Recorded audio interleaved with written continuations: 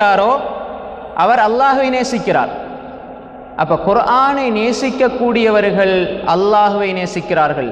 எந்த அளவு நேசத்தில் உயர்ந்து செல்கிறார்களோ அந்த அளவு அல்லாஹ்வை அவர்கள் நேசிக்கிறார்கள் என்று அப்துல்லாஹ் இப்னு மஸ்ஊத் ரலியல்லாஹு அன்ஹு அவர்கள் சொன்ன செய்தியை அப்துல்லாஹ் இப்னு அஹ்மத் இப்னு ஹம்பல் அஷ்-ஷைபானி ரஹ்மத்துல்லாஹி அலைஹி அவர்கள் தனது அஸ்-சுன்னா என்ற கிரந்தத்திலே பதிவு செய்து வைத்திருக்கிறார்கள். அதே கருத்தை தான் சுஃபியான் இப்னு உயைனா ரஹ்மத்துல்லாஹி அலைஹி அவர்களுடைய செய்தி சொல்கிறது.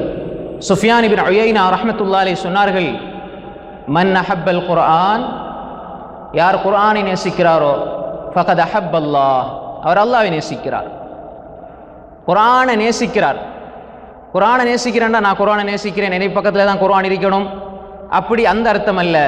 அந்த குர்ஆனோடு அவர் உறவை பலப்படுத்துகிறார், ஓதுகிறார், விளங்குகிறார், அமல் செய்கிறார், குர்ஆன் சொல்லுகின்ற ஏவல் விலக்கல்களை எடுத்து செயல்படுத்துகிறார்.